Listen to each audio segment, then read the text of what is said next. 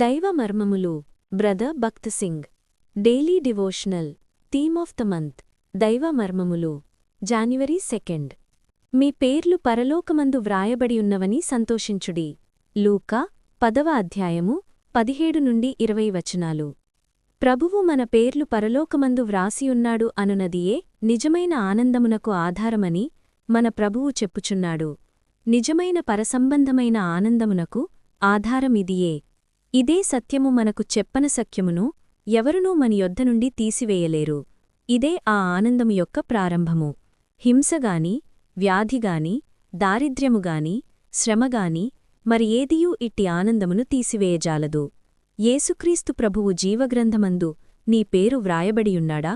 మేకులు గ్రుచ్చబడిన తన చేతులతోనే వ్రాసియున్నాడా లేని ఎడల నీ పాపముల విషయమై పశ్చాత్తాపపడుము ఆయన రక్తములో కడుగబడుము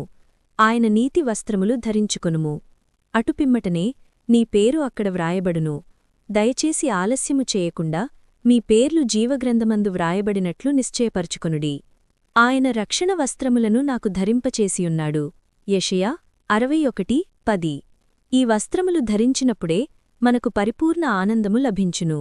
ఎక్కడున్నను సజీవుడైన దేవునికి మొర్హపెట్టుకొనుటకు ధైర్యము స్వాతంత్ర్యతను కలిగించును అది మన ప్రభువు యొక్క నీతి జీవమై ఉన్నది మన ప్రభువైన యేసుక్రీస్తు యొక్క జీవమే మన ఆత్మ ధరించు వస్త్రములు మనము ఆయనను సొంత రక్షకునిగా అంగీకరించినప్పుడే మనము వాటిని ధరించగలుగుదుము మనము బహుగా ఆనందించునది దీనియందే అలసిన వానిని ఊరడించు మాటలు daily meditations from the ministry of brother Bakht Singh January 2 మీ దినములను మీ సంవతతి వారి దినములను భూమికి పైగా ఆకాశము నిలుచునంతకాలము విస్తరించును ద్వితీయోపదేశము 11:21 మనము ప్రభువుకు లోబడిన ఎడల ప్రతి విధమైన అన్యదేవత నుండి దూరపరచి సంవత్సరారంభము నుండి సంవత్సరాంతము వరకు ఆయన మనకు సమస్తమును సమృద్ధిగా దయచేయును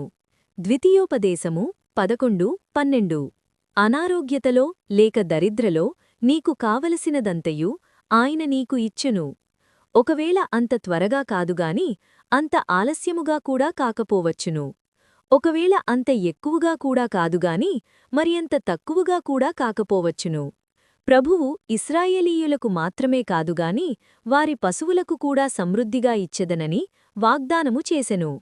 ద్వితీయోపదేశము 11:25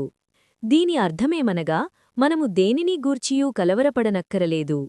ప్రభువు పైకి కనబడు మన అక్కరలను మాత్రమే కాదుగాని తెలియని మన చిన్న అక్కరలను కూడా తీర్చును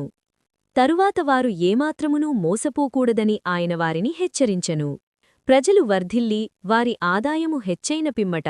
ప్రభువు నుండి వైదొలిగిపోయిన వారిని అనేకులను నేను చూచితిని ఒకప్పుడు వారు ఎంతో ఆసక్తిగా ఉండిరి గాని ఇప్పుడు వారు ఎంతో చల్లారిపోయిరి వారు అక్కరలోనున్నప్పుడు కూడికలకు క్రమంగా వచ్చి పదే పదే ప్రార్థించుమని కోరుదురు అయితే ఇప్పుడు ప్రార్థనకు జవాబుగా వారి అక్కరలు తీర్చబడేగనుక వారిలో అనేకులను అంతగా మనము చూడము ఆదివారములలో కూడా అంతే వారు నిజముగా వర్ధిల్లుటచేత మోసగించబడిరి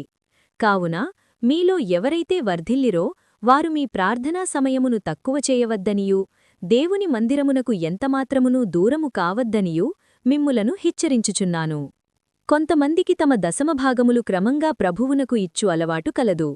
అయితే ఇప్పుడు వారి ఆదాయము పెరిగినది గనుక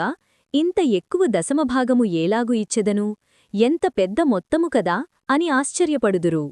మనము దేవుని భాగమును ఆయనకు ఇచ్చుటలో తప్పిపోయినప్పుడు నిజముగా మనము దేవుని యొద్ద దొంగిలించిన వారమగుదుము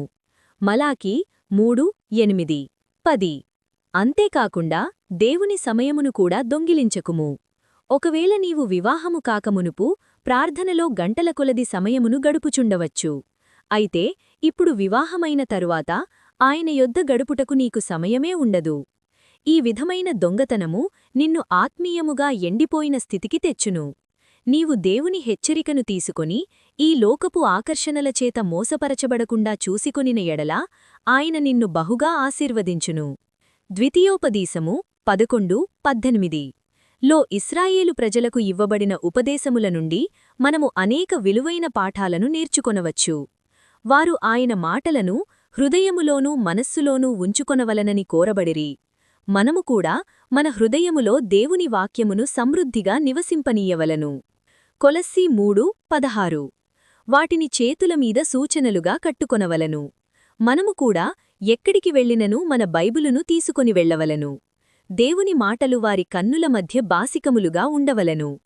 అలాగే మనము దేవుని వాగ్దానములను ఎల్లప్పుడూ మన ముందు ఉంచుకొని మన అనుదిన అక్కరలన్నింటి నిమిత్తము వాటిని కోరుకొనవలను. వారు దేవుని వాక్యమును వారి పిల్లలకు అభ్యసింపచేయవలెను. నీవు నీ కుమారులకు వాటిని అభ్యసింపచేసి నీ ఇంట కూర్చుండునప్పుడునూ, త్రోవను నడుచునప్పుడునూ, పండుకొనునప్పుడునూ, లేచునప్పుడునూ వాటి గురించి మాటలాడవలెను. ద్వితీయోపదేశము 6:7.